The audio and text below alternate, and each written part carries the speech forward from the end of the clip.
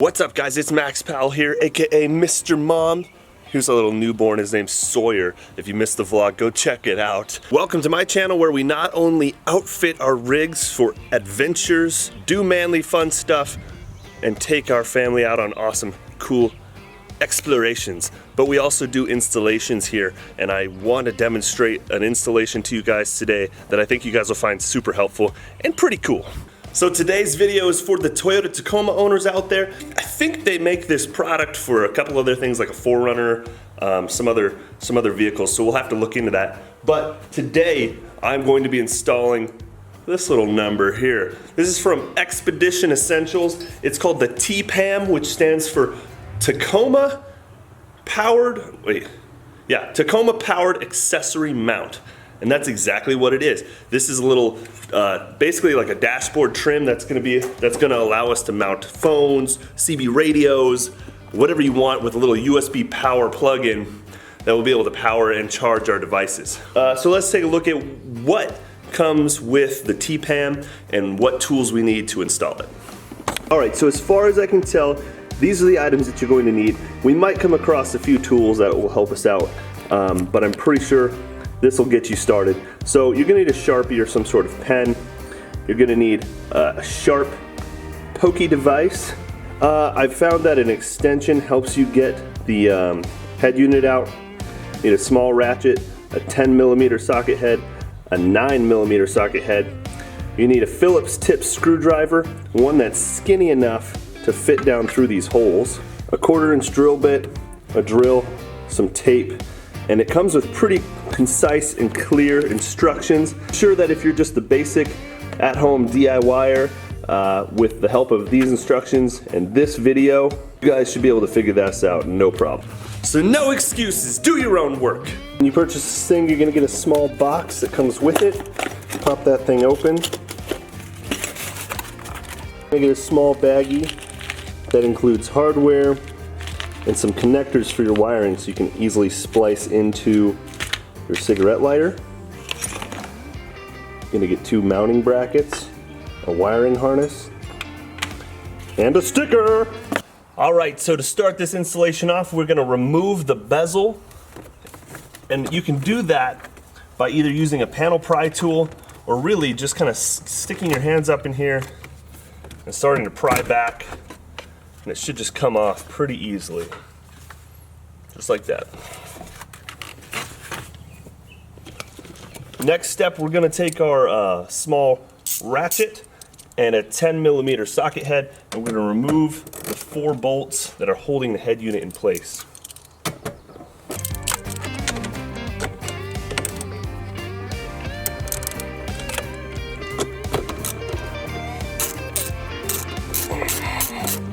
Once you've removed all 4 bolts, you can just pull the head unit straight back.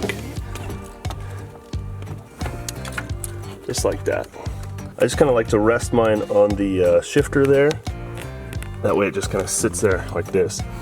And if you're looking at this and you're like, wow, I don't have all this wiring back here like this, that's because I have anytime camera mod, which allows me to turn on my rear-facing camera anytime, and I also have a front camera. That's why, so don't even worry about that. If you're interested in that mod, I do have a video about it. You can go check that out.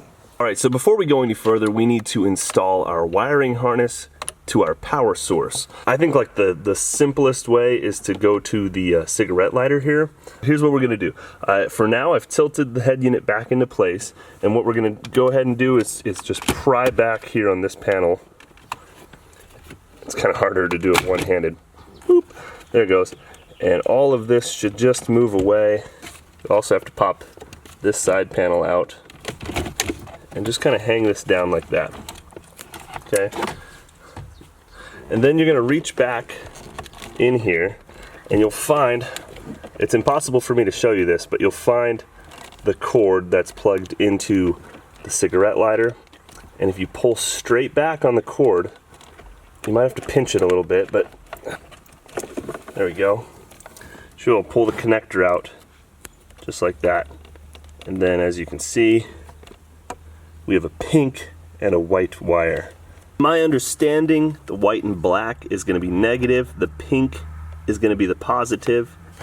So next step is going to be to set up our little cord here. These things, and I'll do the best I can to show you, but this cord is really short. So they've included these two blue wire taps, and what you want to do is you're going to clip them on to both the positive and negative wire. Each one is for their own. You can see that one end is blocked. Try to face that blocked end back. That'll make this easiest. So they'll kind of go on like this, and we'll show you how they go. But essentially we're going to clip it on, push this little blade down into them, and that'll provide our connection. And that was on the pink one, so then I slide my positive in next to it. God, this is going to be hard to show. And I apologize about the autofocus. It's hard for the camera to pick up on any light in here when working inside the dash like this.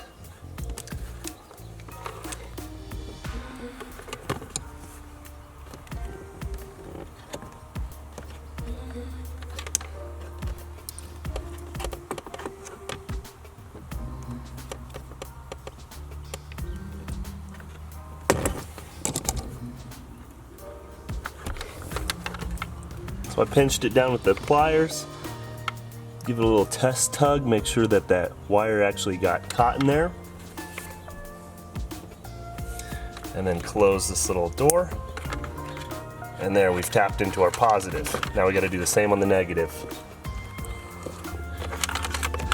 Now the next challenge is trying to get this guy to plug back in, and it should go in, I think, like this. Getting this thing plugged back in might just be the most frustrating part of this whole mod, but just be patient. You should be able to do it. There's a spade that's going widthwise, that's up high, and one that's going up and down, that's kind of down low. So just plug it back in. You can do it. It's a pain in the dick though. Now, being careful not to accidentally unplug anything, we're gonna run our wire up behind our head unit and kind of tuck it back into place. I think we can also go ahead and put our dash trim back.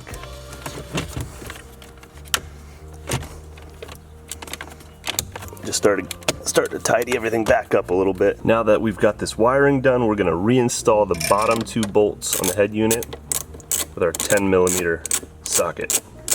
So now we're going to install these brackets that they've included with the original hardware. It's just going to slide through, and your left bracket is going to be the shorter one.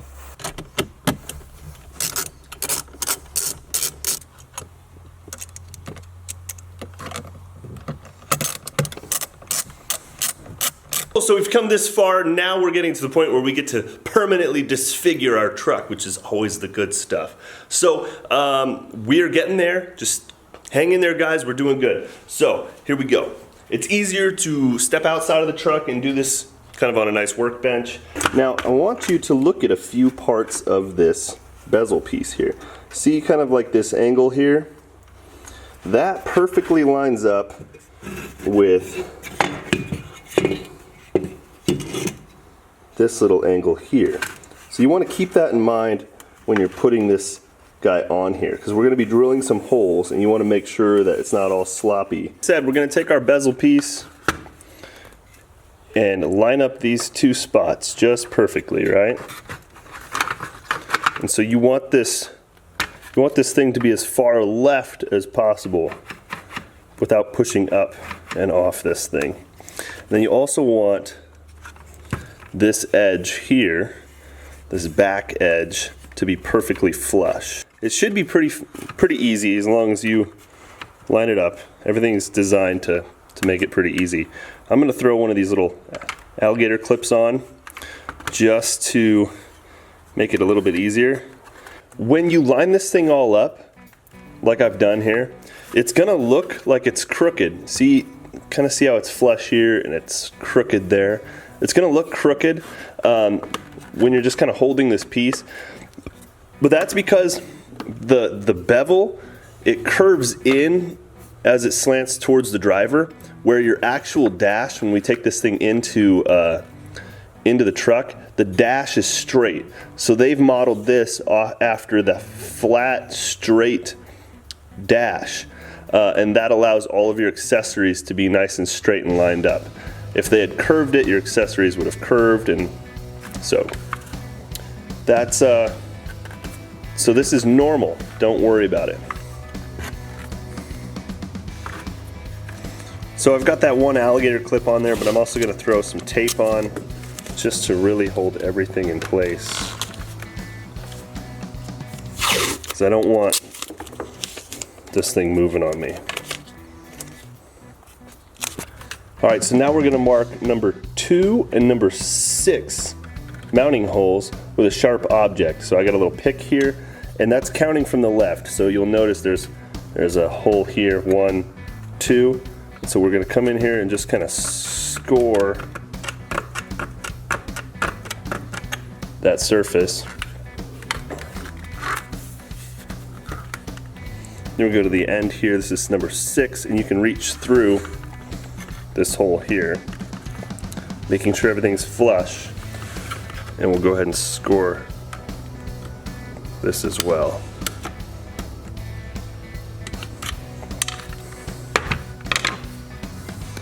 All right, so now we're going to go ahead and undo our tape and our clamps, move the TPAM off.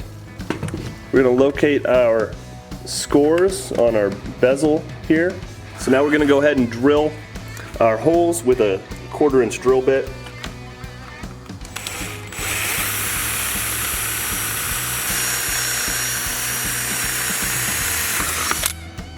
We're going to come back and we're going to snap this thing fully into place and check that these holes line up with our brackets, because this is kind of like your last chance to make sure that everything lines up.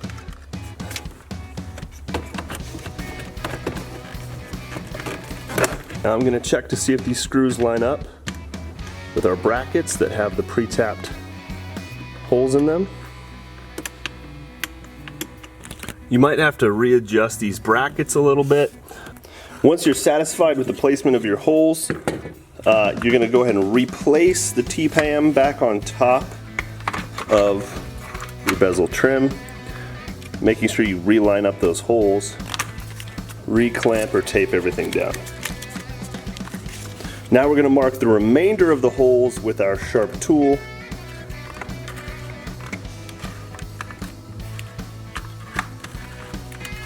And then using a Sharpie, we're going to mark the notch for the wiring, which is right here. I'm not sure if you guys can see that. Just going to mark that out. Go ahead and remove this again. We'll go ahead and drill the remainder of our holes.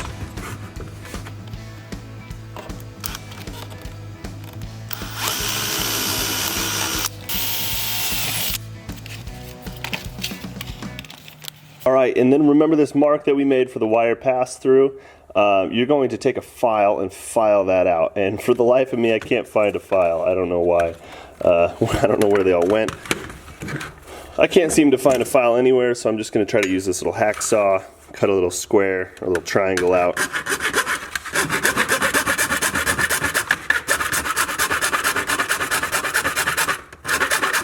All right, for this next part, it might be helpful to have a 9mm wrench. I said socket, but I think the wrench is going to make it a little bit easier.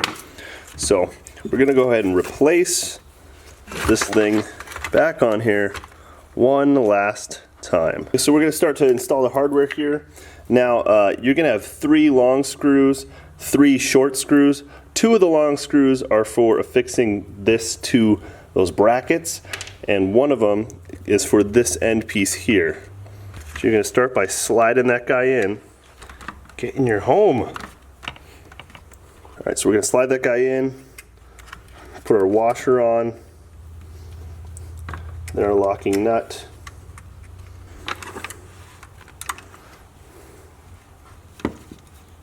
Should be able to tighten this sucker on. I'm going to leave it kind of loose right now.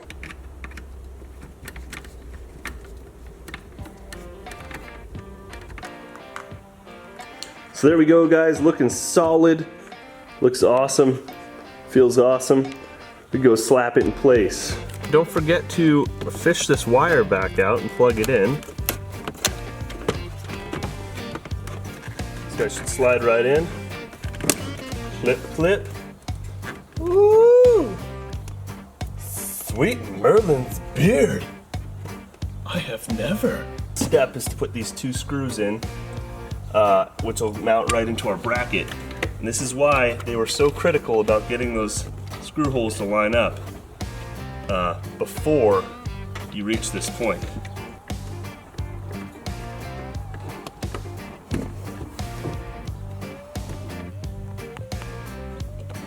All right, guys, there it is, all in place, looking real good, actually. Very solid. Getting these bolts in here was kind of a pain, but we got it to work. That just goes to tell you, when you drill those holes and you check it, just make sure they are nuts on, because there's just no wiggle room once you get this thing on. So I'm gonna go ahead and test our outlet and make sure everything is working really good. But yeah, she looks great.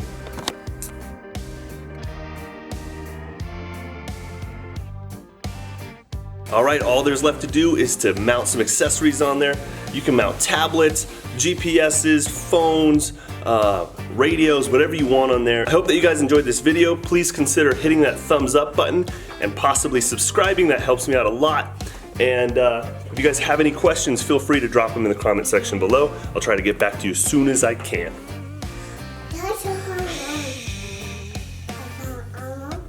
All right, thanks so much. Have a great week, and goodbye.